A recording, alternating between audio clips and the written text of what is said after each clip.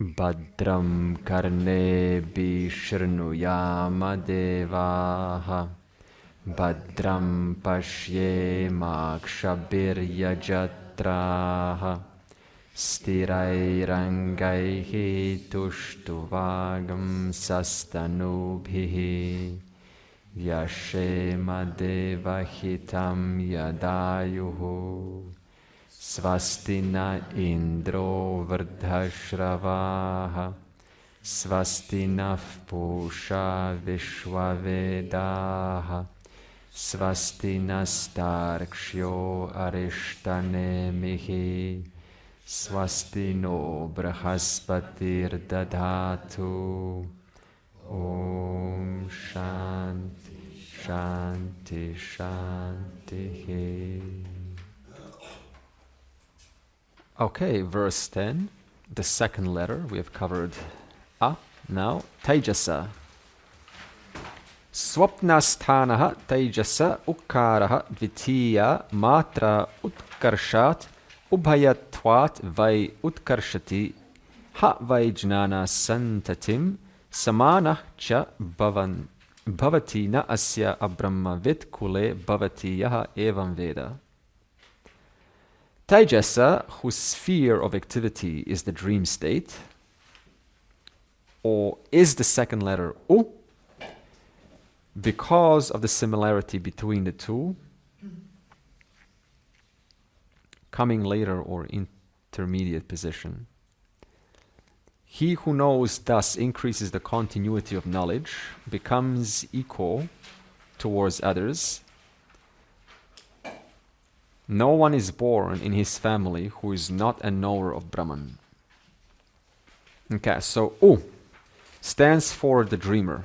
The dreamer in Sanskrit we said Taijasa. And or it can also stand for the subtle body. So when we say U in our meditation, we can either bring in the subtle body, one subtle body, although you won't really be doing that. You'll bring in the entire Hiranyagarbha, the entire cosmic intellect, as though you are the being in whom resides the entire intellect of all beings. The intellect, the cosmic mind, which facilitates the laws, which facilitates physics, which facilitates, in whom the scriptures reside, in whom everything resides. All knowledge about all insects, about all humans, all of that is brought in you while meditating on the U. And you are the being in whom this all knowledge arises. And it says here that the subtle body is also superior to the physical body. Why do you think that is? The subtle is superior to the physical. It pervades the subtle body. So in other words, when the physical body dies, the subtle body remains. So in that sense, it's superior. And not only that, but if you move your arm, right? Your arm, all I see is a physical action, but what's facilitating the arm to move? You don't see that. That's called the subtle body. So in that sense, the physical body subserves the subtle body. And then it says, again, what's the symbolism of OM-AUM? Just like the dream is between the waking and the sleep, U is between the A and the M. So this is the symbolism. Okay, so while chanting this U, the purpose of this is to stop seeing yourself as a being with limited knowledge and to start seeing yourself as a being with limitless knowledge. That's the purpose of U chanting. So while you're saying U, close your eyes and imagine, not even imagine, just get a sense as if all knowledge is residing inside you and you are that being of all knowledge.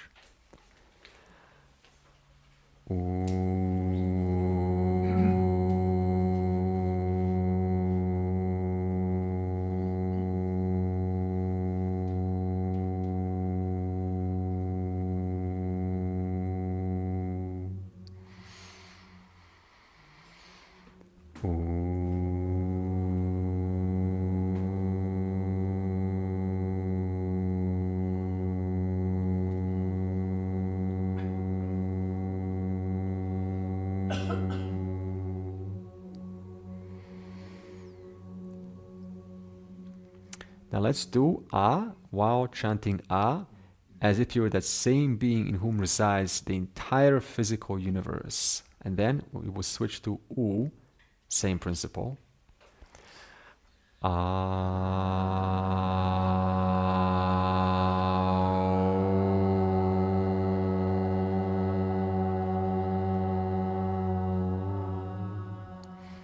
The length will be like this. Listen.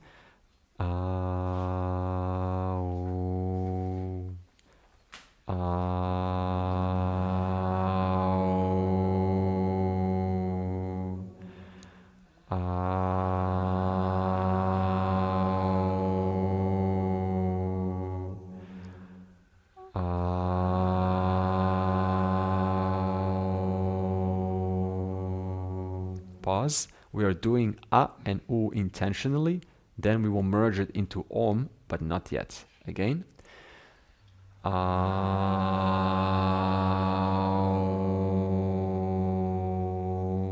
Remember to bring the physical and the subtle.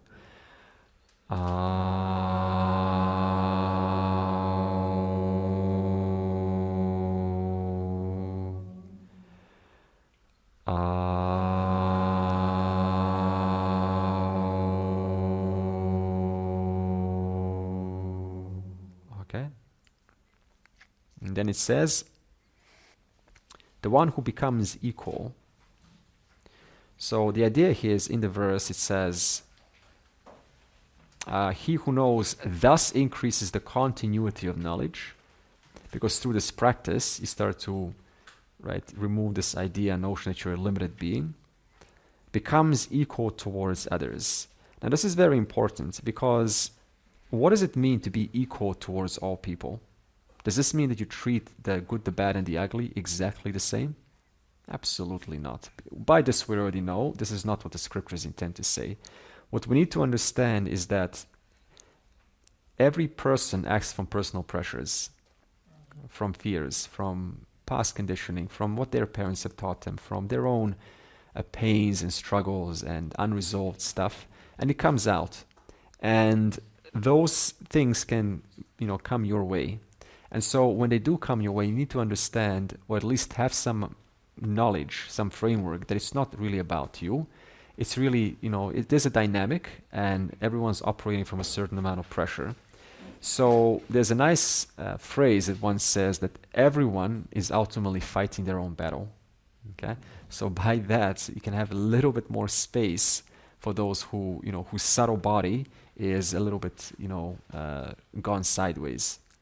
And whereas if you take a person who doesn't have the framework, then to them this waking state, for instance, becomes absolutely real. And so they take things very, very seriously in the waking state. So what the scriptures want to show you is it wants to shake you up a little bit, shake up your identity from taking this waking, this 1/3, so seriously, because as we will soon see, it has no reality any different from the dream. It is just one more state that you are completely convinced is totally real. And yet, through an analysis, you will find that this state right now is as unreal, as brittle, as essenceless as a dream. Yeah?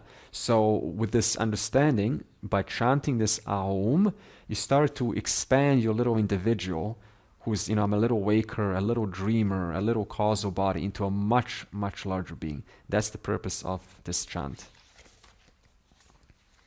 And then it says, and finds no one in his line of descendants who is not a knower of Brahman. Very interesting statement. So by understanding this knowledge and associating with the teacher and the Vedanta, you come to know others who are also wise. So thus, doesn't necessarily mean you come to find within your own blood family. In fact, that's very rare, to find a knower of Brahman in your own blood family. What's a lot more common is you find the knower of Brahman amongst people that are not related to you with blood. So you come to know others who are knowers of Brahman, because people tend to converge. When you know something, you find others who also know something. Okay. Next one is M, the third letter, prajna. Sushuptasthana prajna makaraha tritiya matra mitehe apitehe va minoti ha vai idam sarvam apiti cha bhavati yaha evam veda. Says prajna, whose fear, remember prajna means deep sleeper. Prajna, whose fear is deep sleep, is the third letter ma. Because both are measured,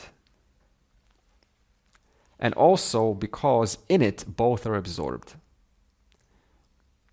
He who knows this is able to measure all this, that means the entire universe, and becomes the place of absorption of all. Okay, so makaraha stands for the deep sleeper, and the deep sleeper is associated with the causal condition. So who would like to revise for me what is the causal condition? What kind of things or things that you remember are associated to the causal body? When I say to you causal body, what comes for you? Okay, now someone said samskara and vasana, and people tend to, generally, there's two views about this. In one hand, there generally means the same thing, like impressions.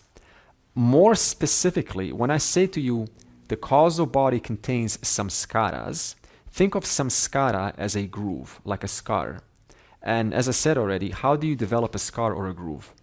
By doing something again and again and again. So that way everyone's really just an expression of repetitive grooves from the past. Now, when those, do you know what your grooves are right now? You don't until something triggers you. And then by the way that you respond, that's how you know what kind of grooves you have in your causal body. So you have to wait for the environment to trigger you so you know what's inside your causal body. So when those grooves express, that's what we call tendencies. Tendency is a vasana. So samskara is something that you don't see, vasana is something that you do see. So vasana is an expression of samskara. Okay? So what kind of tendencies do we have? Well, the person who is anxious wakes up tomorrow, continues to worry. One who is jealous, groove of jealousy, continues to compare. The one who is a seeker continues to seek. Okay, so these are impressions that keep playing. What else is the causal body? We said, if it's a groove, it must also mean it is a source of your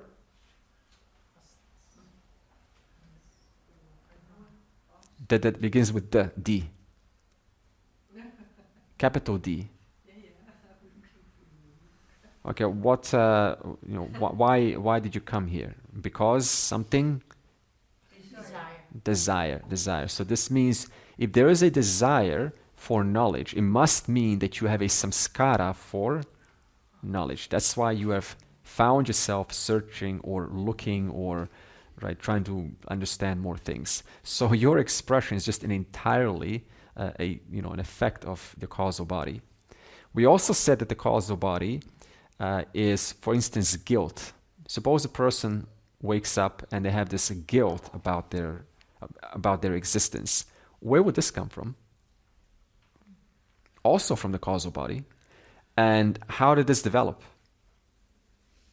Same thing, samskara, by a groove. That means I kept on thinking in a way that made me feel like I'm not good enough, like I've done something wrong, so I wake up feeling guilty. Or maybe I kept on thinking how I'm not a good person because I did something, I cheated, I'm not good.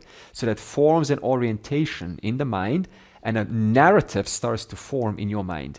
And then you go to the psychologist or a therapist and you say, I have a mind and he doesn't want to leave me alone. And then the therapist asks, what story is being played in the mind? And then you describe that story. Now what Vedanta says is that story is an effect of a preceding cause. That cause is the causal body. That means you've been telling yourself that story for some time. It's not one-off. People who have clinical depression, That's not an overnight thing. It's a story that started years ago. It started with one single thought.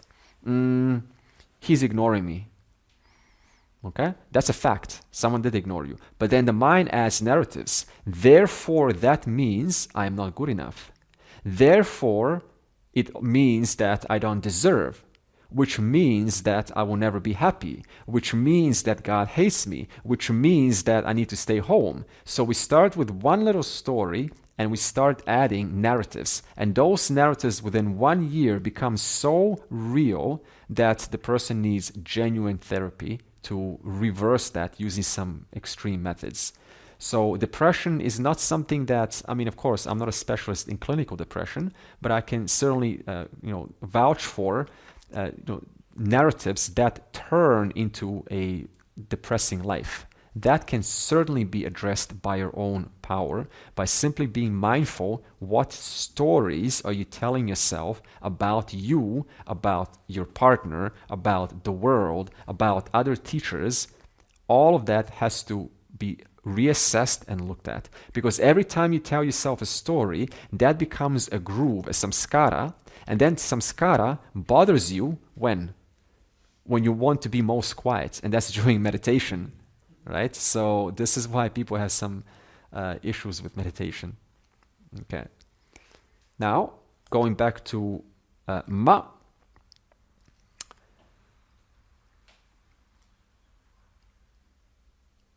Okay, so the a and the u, they merge into me. Okay, fantastic. So that's not really useful for us. What I want to say is ma also represents timing. Did you ever notice that nature, without the interruption of human beings, knows exactly when to bring the right tide, when to bring the right season, when to bring the right temperature, when to clean up the oceans, when to form crevices and mountains, when to end the tornado? It always knows when to end things just right, in a way that keeps on sustaining the nature. So the ma stands for or symbolizes the intelligence which lets you know when to stop a conversation. What happens when you're speaking, and you speak too much? There's a point when genuine interest turns into noise. Huh? Now look at this.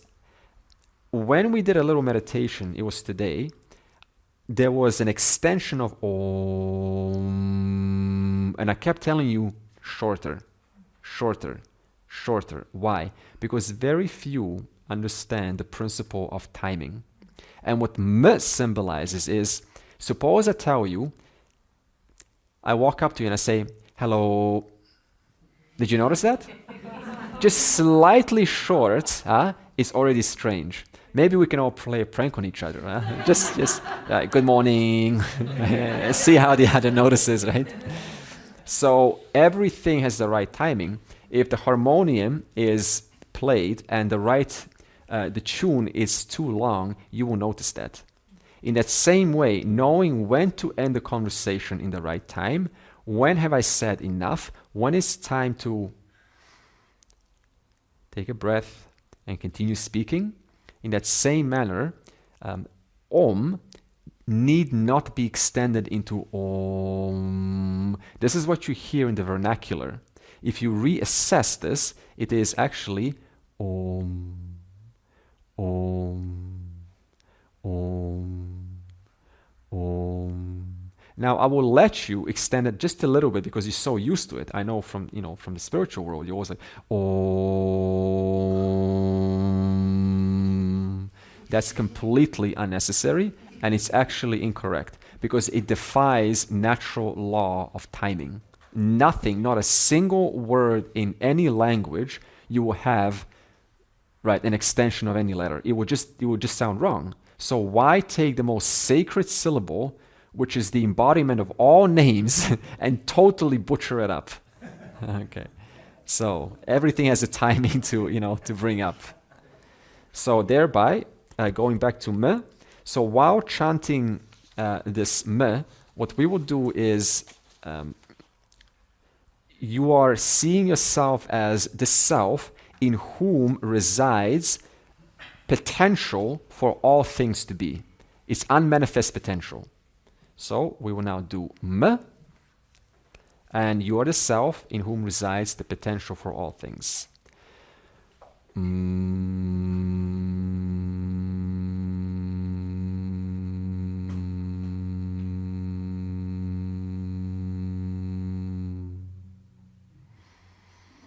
See yourself as the being in whom resides everything, but it's in potential.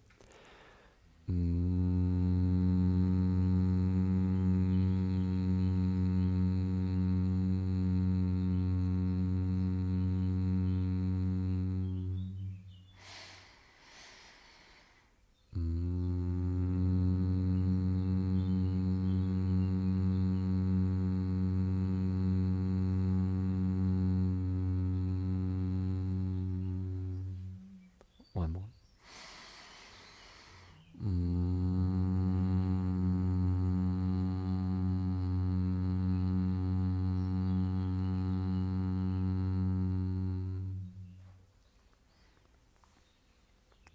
Okay. Now the next verse. What is the truth of this Om? So far, we have chanted Om. I will bring this Om together. For now, it's A-Um. What is the truth of Om? Verse 12. It is A-Matra, the fourth, Turiya. A-Matra Chaturtha Avyavaharyaha Prapancha Upashama Shiva Advaita Evam Omkaraha Atma Eva Samvishati Atmana Atmanam Yaha Eva Veda. The fourth, Turiya, is without parts. Without parts means amatra, and not available for any empirical transaction, which we have discussed. It is where the phenomenal world is resolved. It is Shiva, auspicious, and non-dual. This Om is verily Atman, consciousness. He who knows thus enters into Atman through his own self. Okay, so some things are repeating, and we will do it justice. So first it says Turiya. Remember, Turiya just means consciousness. It's not a state. Amatra. So what is Turiya? It is amatra. It is partless. So consciousness is not contained in any form, in any thought. Why? Because every thought doesn't last. Okay? But what lasts when the thought is gone is consciousness. So you cannot put consciousness into any one place or time or mind or like lock it up somewhere deep down, and then you gotta like access it and then bring it forward. It is partless. For instance, if you take a movie screen and on the movie is playing three kinds of movies, okay? And they're different nature. There's a waking movie, very stable. There's an unstable movie, that's the dream movie. And there's a sort of just a blank, blank screen, that's the dream. That's the sleep. And all those movies keep playing constantly. Now the fourth is a screen which doesn't get affected by whatever contents happen on the screen. So Turiya is like the screen. Your nature is like that screen. You cannot get wet, you cannot get hurt, nothing can dry you or wet you, nothing can burn you. Okay? Actually, we used one more example of this, and it's a very powerful imagery.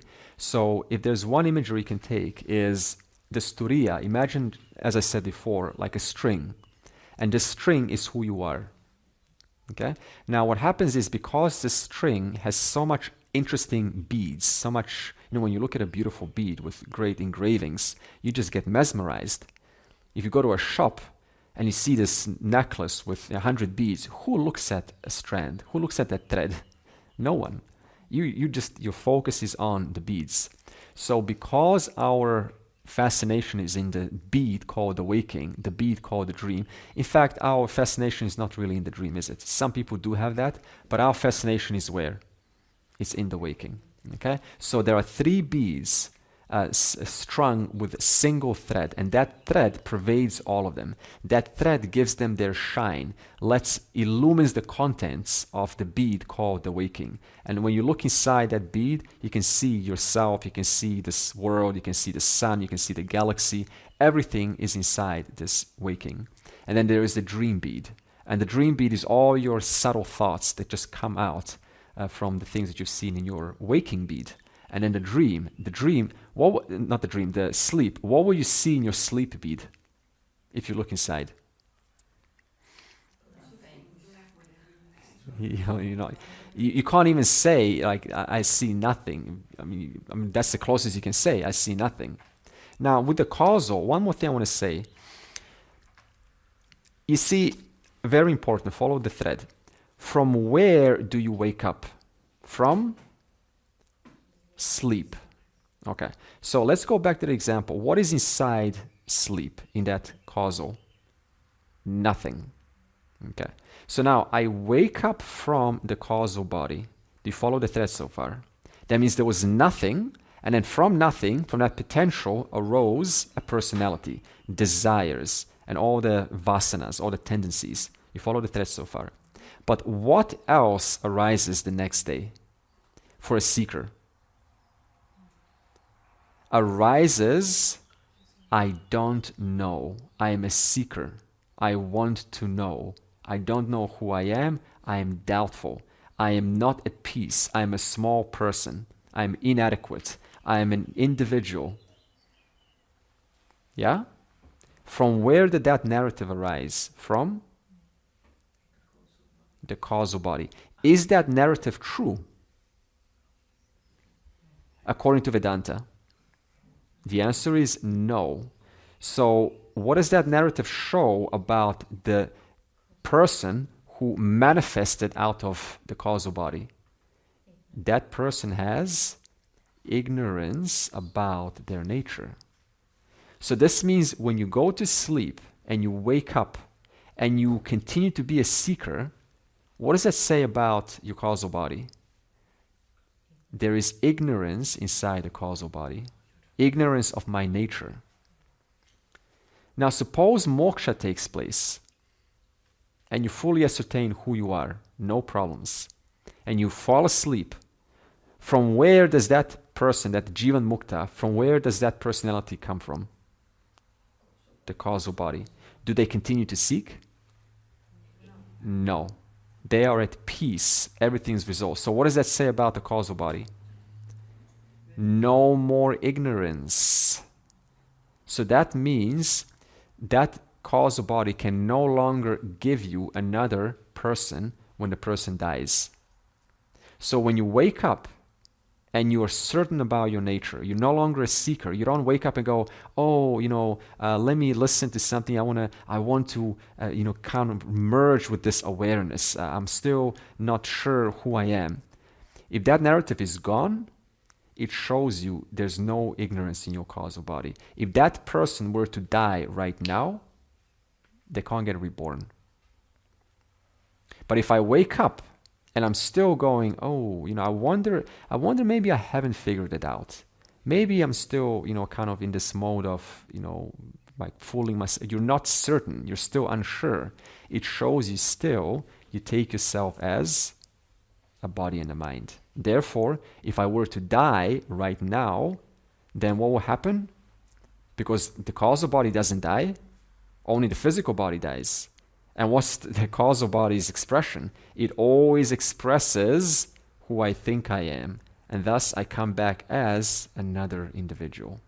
So that's one way how you can tell directly whether the problem has been solved. Because the scriptures talk about this all the time. They say causal body is ignorance. And what is moksha? Ignorance in the causal body is destroyed. You understand? It's destroyed. Okay, then how do I know it's destroyed? It's very simple. You wake up and there is no doubt about who you are. That means I woke up from the causal body and there's no expression of I don't know, which means there's no such existence of ignorance in the causal body. Okay. So, going back to the verse, it says amatra is silence. It's interesting. How many times have you heard, in the spiritual world, silence? Let's reconnect with silence. Let's go into silence. And the silence is just such a huge word, right? It's all about silence. And it almost becomes like this mixed up, like silence equals the ultimate truth. Let's just stand in the presence of silence. Well, let's analyze that. Into what does every sound die into? Silence. Okay? Into what does every thought die into?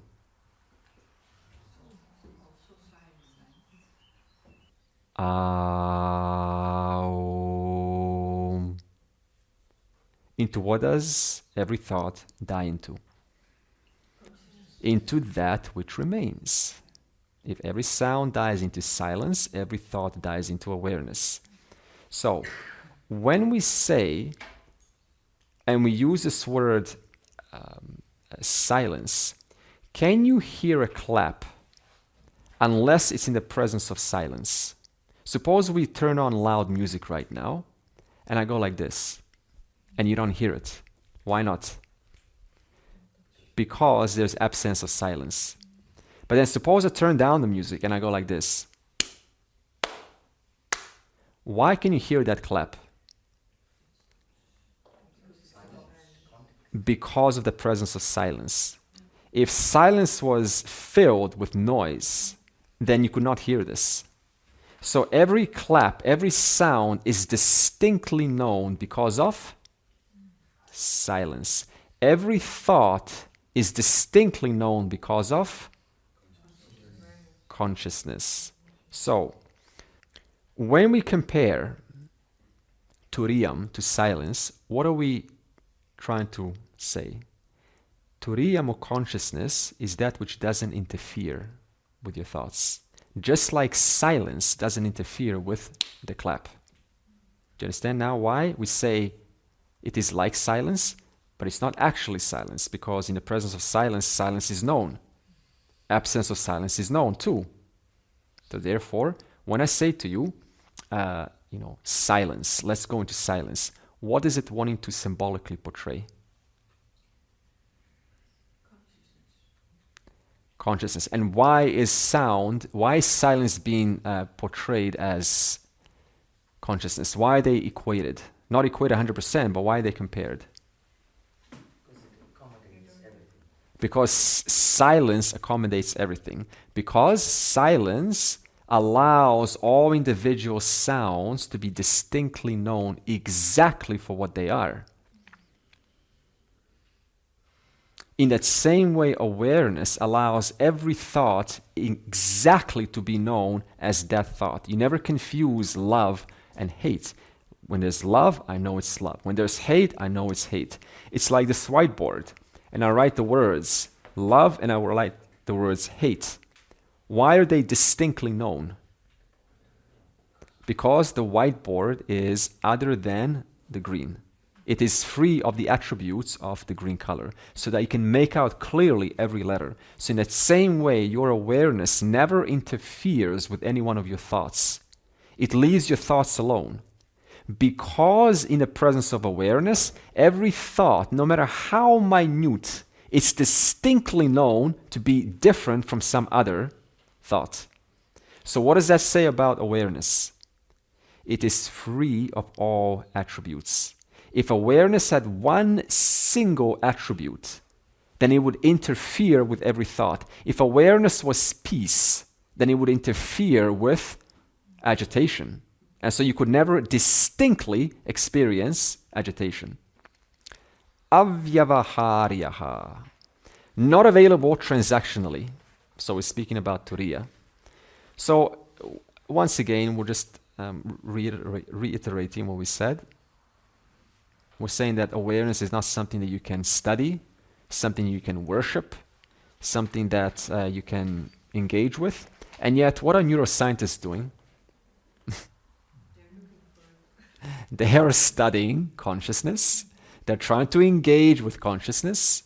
And they said, very interesting, I follow this field just because I want to see how science progresses. They used to say that consciousness is spread all throughout the brain. Okay, so that means you need both hemispheres for consciousness to exist. But now they're studying those individuals who had half of their brain taken out due to some cancer. And they realize these individuals are still perfectly conscious. So now they're saying, let's revise our theory. Consciousness is in both the left hemisphere and the right hemisphere. We have individual consciousness for backup. My goodness, it never ends. So this is what happens. Without the pramana, you will end up studying consciousness, talking about consciousness, as if it's just another subject matter for whatever studies or something. Prapancha upashama. We already mentioned this before. Remember, the prapancha is the jagat, and upashama, we said the word. Do you remember the word?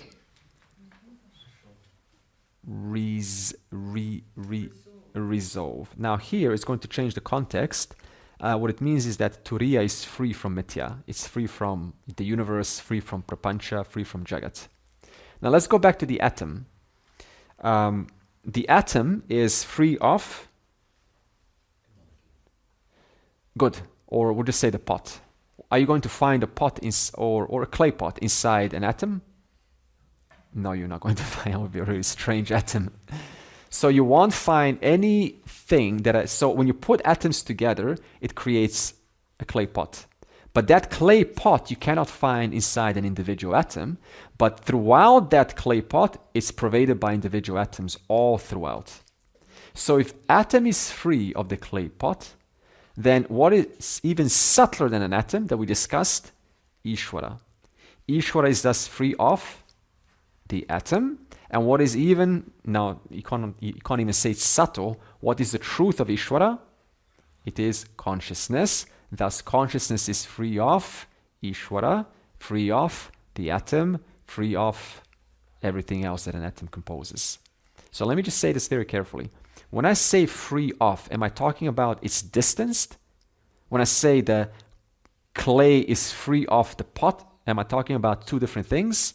No. What am I saying when I say the clay is free of the pot? It's not dependent on. It's independent of. Yeah, it's independent of the conditions of the pot. It's independent of the life of the pot. It's independent of the death of the pot. If I drop a clay pot and it breaks into 1,000 pieces, in reference to what does the word break apply to? To the pot or the clay? To the pot. Because wherever I see, while I was holding it, it was entirely the clay. Now it's into 1,000 different pieces. How many pieces? Where do I have to? Which piece is not clay? So this means I can keep on counting forever. I will only ever find the clay. And then I restructure that clay into a plate.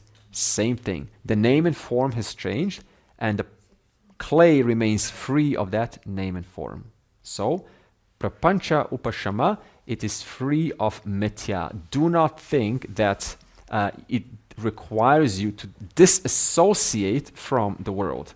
And this is a big issue in modern Vedanta. I'm going to disassociate myself from the Lord, disassociate myself from my friends, disassociate myself from the world. How can you disassociate yourself from that which you are deeply embedded in? Impossible. So it's not about disassociating, because you can never separate satyam from mithya or mithya from satyam. I cannot separate the pot from the clay, nor the clay from the pot. It's a matter of knowledge. Now, here's something interesting. How many times have you said Ishvara is mithya? How many times have we said Ishvara is mithya in this class? Quite a few times. Let's analyze that. Suppose the ocean says, when the ocean says, I am the ocean, what is it saying simultaneously? The ocean says, I am the ocean. What is it saying simultaneously? Neither statement is more or less than the other.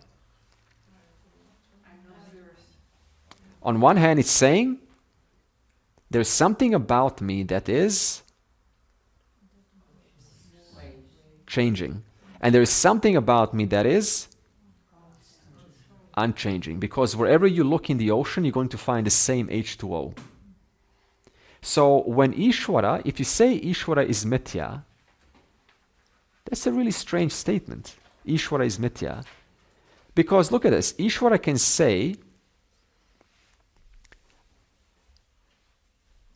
I am manifesting as your buddhi. Ishvara can also say, I am the truth of your buddhi. What does Ishvara mean when it says this? I am manifesting as your buddhi. In that sense, Ishvara is referring to itself as mithya. But Ishvara can also say, I am the truth of your buddhi. In that sense, the Ishvara is referring to itself as satyam. Now, which one is more real? The pot or the clay? The clay. Which one is more real? Mithya or satyam? Satyam. So now, if you look at it from that standpoint, how can you really say that Ishvara is mithya, where the entirety of that Ishvara, like the ocean, is just H2O? And Ishvara would never say that I am the truth of you, because Ishvara knows that it manifests as you, as your body mind. It also, its truth and your truth is one. So then what to say of an individual saying, I am the truth of Ishvara? If Ishvara won't even say, I am the truth of you, you little man, what is the question of me saying, hey, Ishvara, ha ha ha, I am the truth of you? That is ignorance. So what we're understanding is that one aspect of Ishvara is mithya, another aspect, and when I say another, is it something different? No. One aspect of Ishvara is mithya, another aspect of Ishvara is satyam. So therefore, can you really say that Ishvara is mithya? No. Ultimately, Ishvara is satyam. So why do we then say Ishvara is mithya? Because this is how the teaching works. It takes you from a dependent, independent. It's a satya mithya relationship, but as we progress through the course, it's less mithya, it's only satyam. Okay? So next time you say, oh, the Lord is just mithya, and I am satyam, that's incorrect. That also has to drop. It had its place, it has to fall away. That's a provisional teaching.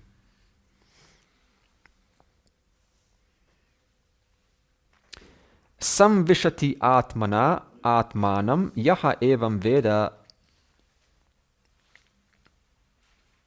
Okay, so who is the one who knows the absolute? Who is the one who is enlightened?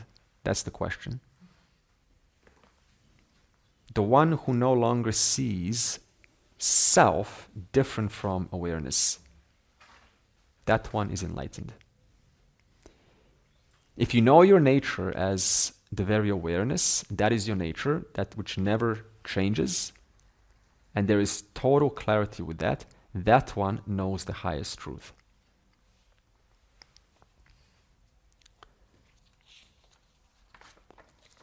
If you look at yourself still as a changing entity, then there's a little bit more work to do. Now, let's do a meditation. Let's put this all together. So we will have 3 methods of meditating.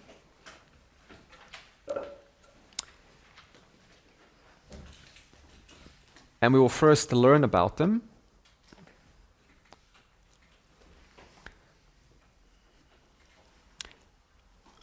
So as we say O, we will extend the O, even though this will be shortened down. Again, you will imagine as though you are the self in whom all physical objects reside, the entire physical universe. We will do this just one time.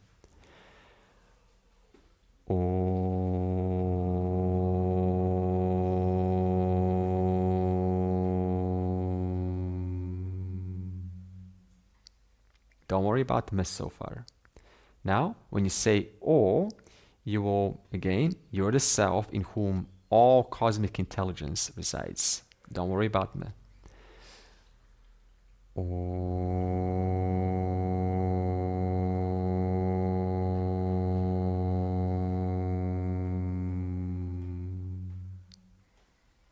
Again, when we say O, think about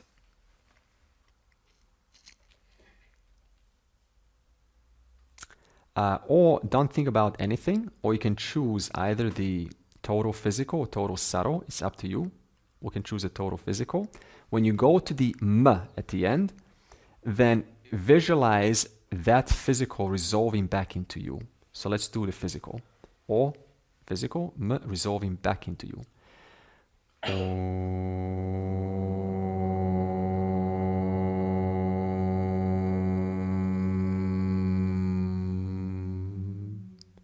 Now shorter, Om.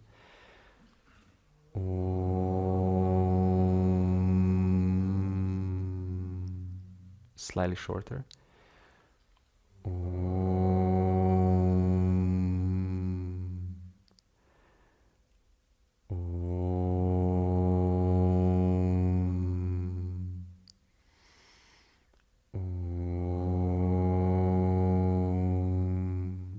Okay, pause there. Now method 2.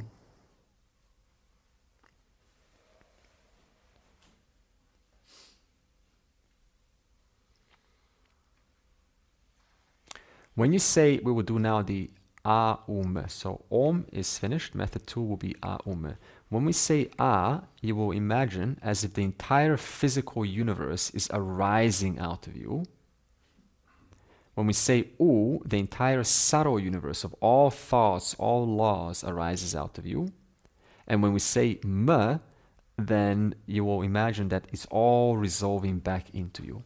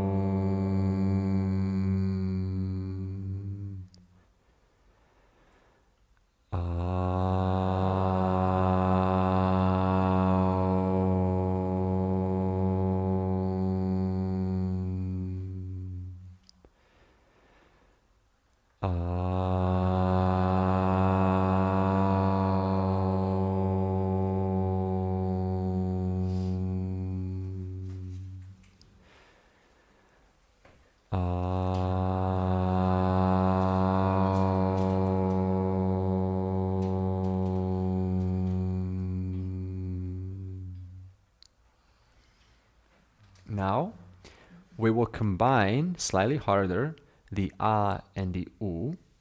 And when we say O, so it will be Om. The moment you say Om, imagine the entire physical universe arising out of you. And then quickly, you think about the entire subtle universe. And then M, it all resolves into you. First physical, subtle resolves into you.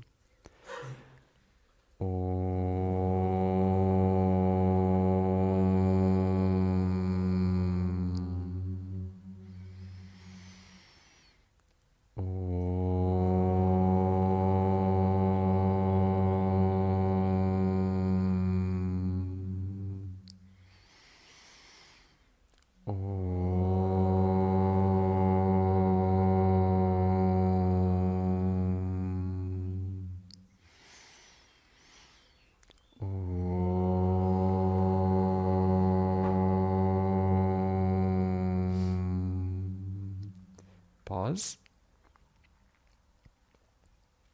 Now let's go to method 3. When you say A, imagine in you arises all beings that are awake, as if you are the self in whom all waking beings arise. You even see yourself in there, see the entire world of waking beings. When you say U, then imagine all beings in the universe dreaming inside you. And when you say M, imagine that all those beings resolve back into your potential.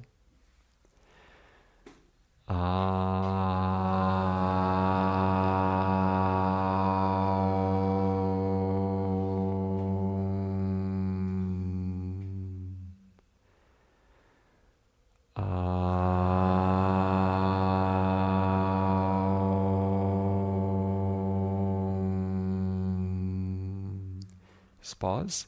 We'll just focus on and imagine all beings are awake in you.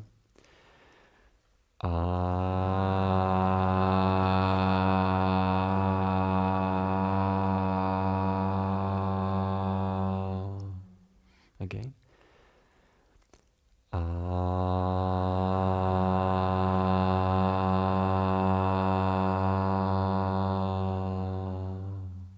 Now we'll do U. And imagine every being in the universe is sleeping, is dreaming inside you.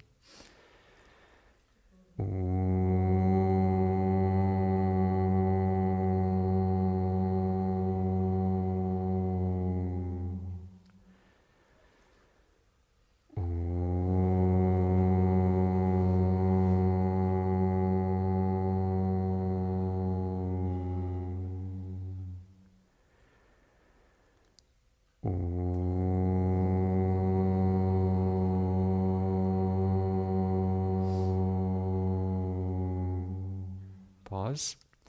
Now we would do focus just on me, and when you do, imagine every being is sleeping inside you. Every being on earth, animals sleeping inside you.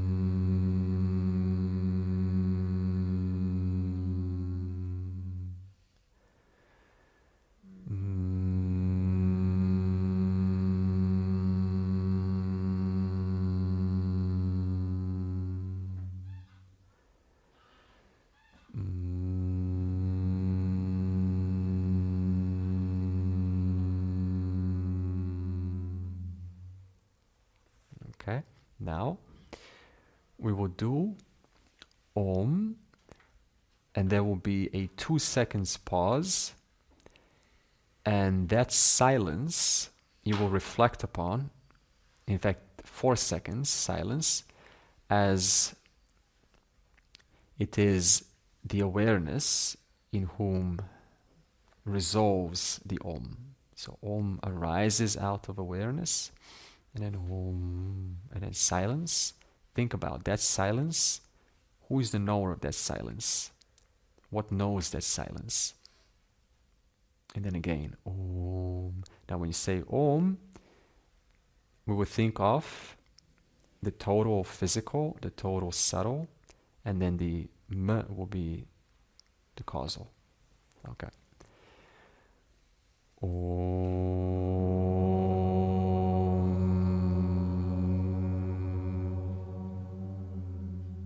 Silence.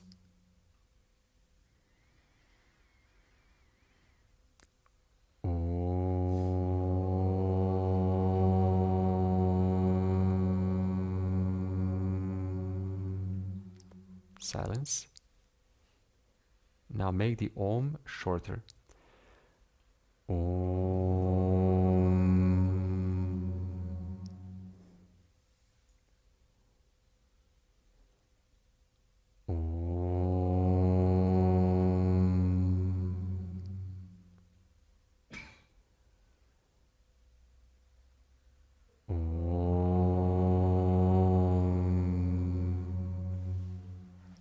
Shorter even.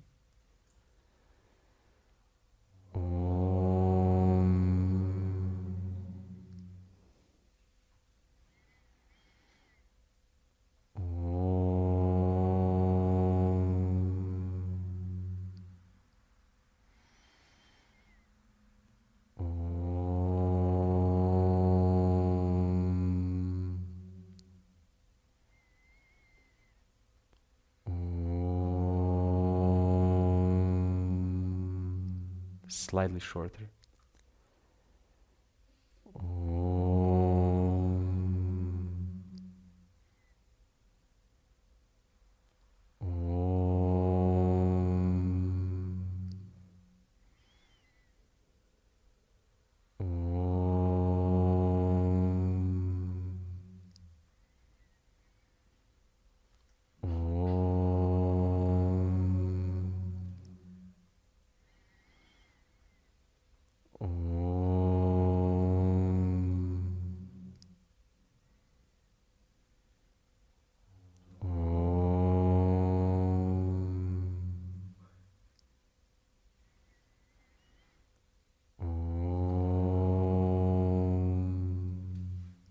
knower of the silence.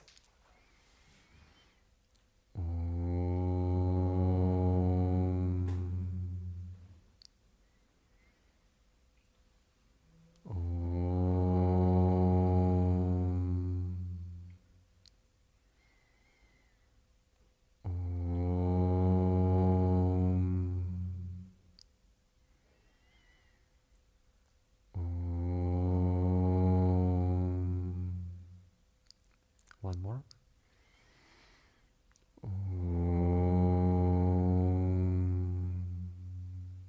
Rest. Okay, and we will finish today's lesson with creation theories. So again, the topic changes. We need to turn back on our logic. And this comes from Karika 1.7. I will now discuss various schools of philosophy and what they have to say and what Vedanta says in return. This will be a general introduction. Then later on, we will go into a much more extensive analysis. So, we have theistic schools where they say that creation is God's real glory. So they will say creation is God's glory. And they treat the world as an extension of God. God resides somewhere, and when you die, you will go to Vrindavan, Vaikunta, you will be with the Father in heaven. This is one school of views. They're theistic schools. And Advaita responds and says, yes, the world is God's glory. But which verse are you now? this is not in your verses. Okay. Yeah, you have to pay attention. So Advaita says, yes, the world is God's glory, but it is absolutely real or dependent. So it is God's glory, and I have that glory here with me, but it's dependent reality. Remember, Advaita rejects the independent nature of reality. It doesn't reject experience or perception. It rejects the conclusion that the world is absolutely real. It rejects the conclusion that God is elsewhere. We already performed an analysis that God, Ishvara, is the material cause of everything. So I cannot put Ishvara anywhere at any place. It is everywhere at all time. The air you're breathing, the very time that you're experiencing, the very patience, the very nightfall, all of this is an expression of Ishvara. So this is Advaita's response. Then we have Madhyamika, the Buddhist schools. And they would say that the world is like a dream. And the essence of it, what's underneath all of that, is emptiness, shunya. Now, Advaita does agree, and it says that the world is an appearance. However, an appearance always has to have a basis. If you see a snake, if you're walking and it's nighttime, and you don't have the right light, and some kind of a branch is on the ground, and you see, instead of a branch, you see a snake, then is that snake keeping with the branch? Are you seeing the snake or the branch? You're actually seeing the branch, but then why are you seeing the snake? Because that looks similar. It's not like it's an entirely different thing. It's kind of the same outline, it's straight, and you see something that looks similar. So your mind doesn't have the full knowledge of the branch. And so what does the mind then do? It has to fill in. So I have a vidya of the substratum of the branch or the rope, whatever it is. And as a result of my avidya, what comes next? Adhyasa. Okay? So first comes ignorance of the world. And because I don't know what's the nature of this world, I then superimpose and I say, Ishvara is benevolent. Ishvara is benevolent. Ishvara is over there. But the moment you come to know through an analysis what Ishvara really is, then you have removed avidya of what is, and thus can you continue to project now? So projection is only as good as my ignorance of an object. The more I get to know an object, the less I project, the less I fantasize. Have you ever fallen in love with someone who's brand new? And then when you're apart, what do you do about them? Constantly fantasizing. What are they doing? Who they are? What they must be like. Now, the more you get to know them, the more you remove your ignorance of them, what happens to your fantasy? Falls away. Which is kind of a, double-edged sword, but what to do. So the more you come to know about the world that you're living in, about Ishvara, the less imputations I project onto it. Okay? Therefore, Advaita says, every appearance, even if it's an incorrect appearance, like a snake on a rope, needs a substratum. So you cannot say thus that the essence or the underneath is shunyatam. There has to be some reality from which it all comes. If I have mithya within mithya within mithya within mithya within mithya, then am I even going to have anything in this moment? If there is no substance of anything.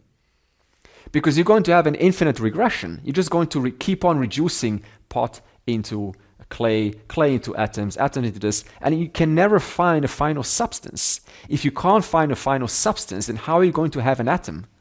How are you going to have a pot? So you have to have a substratum for all the other successive mithya forms to appear before you. This is Advaita's response.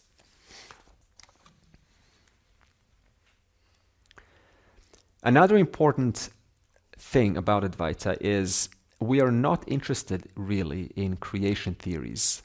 This has its place, even though it's very important to know this, so that you can kind of navigate yourself amongst these other schools. We're not really interested in what's the waking state about, what's inside the dream state, what's inside the deep sleep state, who puts it all together, how does it all work. What we are interested in is the substratum on which it all rests. That is the real, the real pursuit of Vedanta. Now, when you come to see this whole magic show, have you ever been to a magic show and the magician fooled you? They created something out of thin air, they go do, and falls out a necklace. You saw that? Okay. And then you're like, wow, I wonder how do you do that? Just go on YouTube. Okay, it's the simplest thing. Okay, so and you look at it again. Now, when you look at it the second time, after having discovered, you still kind of, you enjoy it, but the whole novelty is gone. So you still know the magician is producing something new, but in your knowledge, it says he is not producing anything new. He already possesses that necklace. Okay? So in that same way, when the knowledge comes and you discover the truth of all things and how it all works, still you see the same sunlight, you still experience pain, it's all just mithya, but you still experience the same thing. But there's something about your perception that's it's just all magic. It's amazing magic how it all works. It's like, a father and a son. They're walking on the beach, not a beach, but maybe a desert. And they're both thirsty. And then the son sees an oasis. And the son is so happy. And he runs. He runs and he wastes so much energy for nothing. But this father, being a little bit smarter, stays put. Because he knows, though I see, and it looks like an oasis with water, and I would love to have that, I stay put because of my knowledge. So in that same way, the world continues, but it doesn't fool you anymore, owing to your cognitive understanding what is going on and why it's going on. In fact, the why is not really the question, but the question is what is going on, and we have been discussing that. Next is God-centered thinkers. These are called Ishvara Vadins. And this is interesting. So they will say it is all God's will. This is very common. You hear this. It's God's will. And they will say that he desired to become many. But this is very interesting because this is exactly what Advaita will also say in, for example, Mandukya Upanishad. He desired to become many, and so he did. You know what Vedanta says to this? if you read a statement, God's will, or He desired to become many, but you miss out other teachings, such as Brahman is without lack, Brahman is full, whole, and complete, then how are you going to look at Ishvara, who has God's will? You're going to look at him as having desires. So if you read a sentence out of context and you don't fill it in with a complete teaching, then if you just say God's will, then your mind subconsciously starts to say, so he must be thus, it must be all God's will. So what you're really saying is it's all pre-planned, it's all scripted, and I have no part in it. But when you add the sentence, God is not a mind.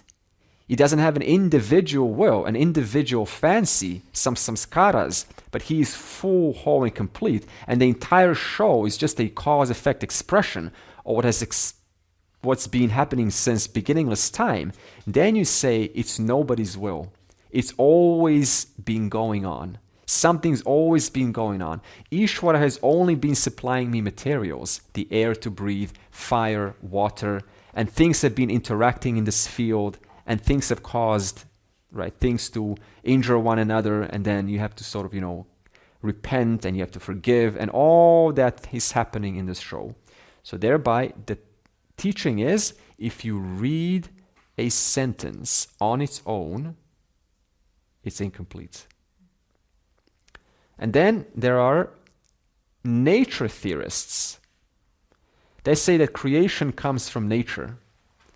And what Vedanta says is that, so if everything came from nature or time, they're called kala chintakaha, time thinkers. So everything evolved. This is science. If everything evolved out of nature, then how? Because an inert thing, an inert atom cannot put itself together. So Vedanta comes in and argues you cannot have things evolving out of inert matter. They have to have some component of intelligence for the atoms to merge and create something that is a larger assembly. So this is how we, once again, find their loophole. And then there is Sankhya. Sankhya is closest to Vedanta. We will go into much more detail. What they say is there are two realities, and they are eternally different. There is primordial matter called Prakriti, and there is consciousness called Purusha. And Prakriti is designed so that the Purusha can experience the world. And then Vedanta comes in and says, wait a minute, look at this.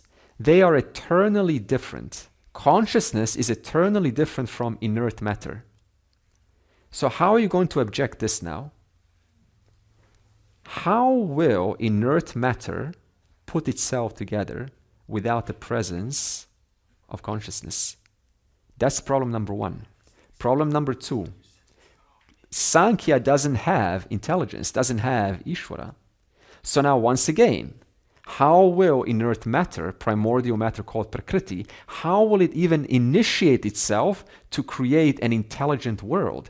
Because you cannot create anything without the presence of intelligence or consciousness. Even a human being creates out of these two principles. I have intelligence how to make a house, therefore I make a house. But why do I make a house? Because there is consciousness pervading my intelligence. So Sankhya cannot explain this. They say the world evolved out of primordial matter, but then you ask them, how did it initiate itself if it's eternally different from consciousness and it doesn't have intelligence? And they have no answer. So that's their loophole. Then we have enjoyment theorists. What are they going to say? They're not more like theorists, more like, you can call them vadis. Everything exists for your enjoyment. Everything is to be used for your pleasure. And they say that God is already fulfilled. He doesn't need to fulfill himself. So with all his desires, they are satisfied. But then you have to question that. And you say, well, if God is fulfilled and all his desires are satisfied, and from him comes the world, then why would he have a need to create the world where people themselves are not satisfied? Does that not imply that God is incomplete and needs some enjoyment for himself?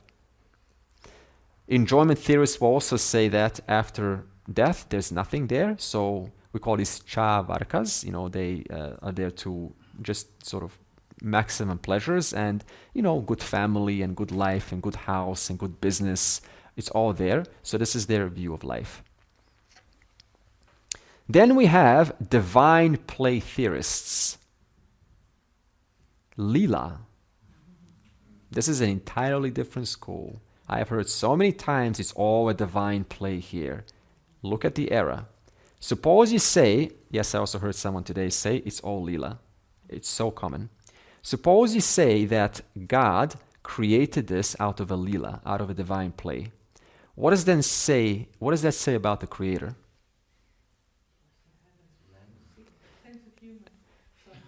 Sense of humor, yeah, right. Okay, so if he created out of entertainment, that implies, because they say God is already full, that implies God has desires. If you have a desire, you're incomplete. So why would someone create a world for Lila, for divine play, when that very world is just basically ridden with suffering and ignorance? What does that say about the creator? How can that be a Lila, a divine play? That's just divine stupidity. Therefore, we also negate that. Because God cannot create out of his amusement, that says all the wrong things about the creator. And then finally, Advaita Vedanta comes in and says, this world that you experience, the reason why you see the world and you don't see the reality is like that branch or the rope. Because you're born and you never figured it out. There was never a time in history where you were shown a pramana of Ishvara and Brahman. There was never a time in any life. So every life you thought you are this body, you are this mind, and this world is true for you. And that's exactly why you and I are here today. What does that say about our life previously? We never figured it out. So what Vedanta says, or Shankara, it says that when you get born, you see this world like a snake on a rope. And what I have to do is I have to first look into the nature of this world so that I can remove the snake. And then when I remove the snake, I can then look into the rope and I can start to analyze the rope more and more and more. And that requires a certain pramana. Now the question is, why are you born ignorant? Why were you not born knowledgeable of your nature? You wouldn't be born. Yes, if you knew who you were, you wouldn't be born. So let's go back to that word maya. So we said the highest reality, Brahman, enjoys the capacity to manifest, called maya. Maya has two powers. One of them is called avarana Shakti. And the second is called Vikshepa Shakti. So, just like in your, for example, you have Avarana Shakti, we all project onto others. We project, labels and feelings about other people. So we all have this Vikshepa Shakti. We all project. Now, Maya, first of all, don't think there's something called Maya that has these two individual powers. The reason why we're putting this up is to understand Maya, that capacity which manifests the universe. To understand it, you then divide it into two categories. It is made of what? What is this Maya made of? You say it's made of Avarana Shakti and Vikshepa Shakti. What does Avarana Shakti do? It makes things hidden. Okay? To show you different things, you have to hide knowledge. To show you a tiger, you have to hide a bird. Otherwise, imagine a tiger and a bird put together. So I have to hide wings from the tiger, and I have to hide 4 legs from the bird in order to create differences. Now, when that same Avarana Shakti functions on your mind, it hides your nature. That's why you don't know who you are. That's why you get born thinking you're as good as this. And Vikshepa Shakti, now that you have hidden certain knowledge, you project knowledge and you create differences. You create the world of multiplicity. So thereby, Advaita says that due to Avarana Shakti, you come in this world as one with ignorance. And that ignorance, you're given the key to remove that ignorance. And that key is this class, the pramana, the tradition, our dear teachers, Adi Shankara, all the way back to Shiva, all the way back to Ishvara. Okay? So this means that yes, there is ignorance, but there is also a key to remove that. Purnamadav Purnamidam Purnat Purnamudachyate Purnasya Purnamadaya Purnameva Avashishyate. Om Shanti Shanti Shanti.